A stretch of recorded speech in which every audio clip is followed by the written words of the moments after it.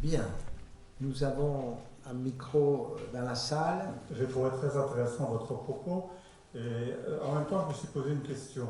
C'est vrai que souvent quand même on dit que les hommes ont quand même plus souvent le caractère paranoïaque, d'être un peu à côté de la réalité et donc d'être plus interprétatif.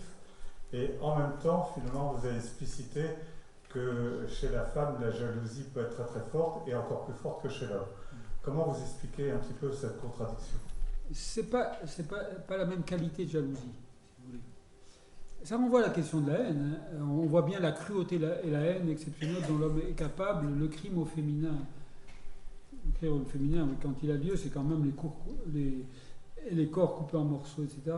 C'est la haine au féminin est statistiquement moins importante. Elle peut être extrêmement forte.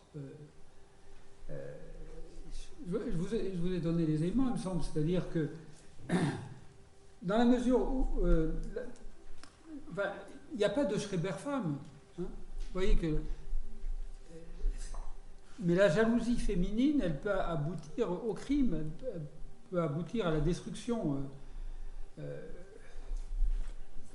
Tout se joue du côté de l'intensité de la relation maternelle. Si on comprend bien quelle est la dimension de cette relation maternelle, c'est-à-dire de ses premières amours, on comprend que l'objet le plus aimé peut devenir l'objet qui apporte le plus grand préjudice. Voilà. Voilà, alors à partir de là, bien entendu, la paranoïa au masculin, mais je n'ai pas le temps d'y répondre, mais elle a un sens plus structuré, dans la mesure où l'ennemi est identifié, où l'ennemi est persécuté. Je pourrais vous montrer chez la femme, dans la pathologie, ce que c'est que l'érotomanie, mais ça aurait été un autre exposé. L'érotomanie qui est un amour délirant, le sujet étant persuadé que l'autre l'aime, hein, mais qui se termine dans la haine. Mais la haine est déjà au début. C'est un amour psychotique. Hein, où, j'en suis persuadé des plans cliniques à partir de certains cas, l'homme qui est choisi pour soi-disant aimer, c'est l'homme qui doit réaliser la mission impossible, d'accomplir l'amour maternel.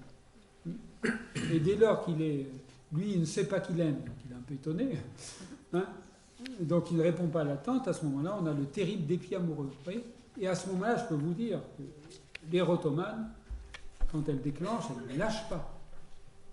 Vous voyez les figures de... Là, je commence à parler de la haine, l'exposé suivant. Ouais.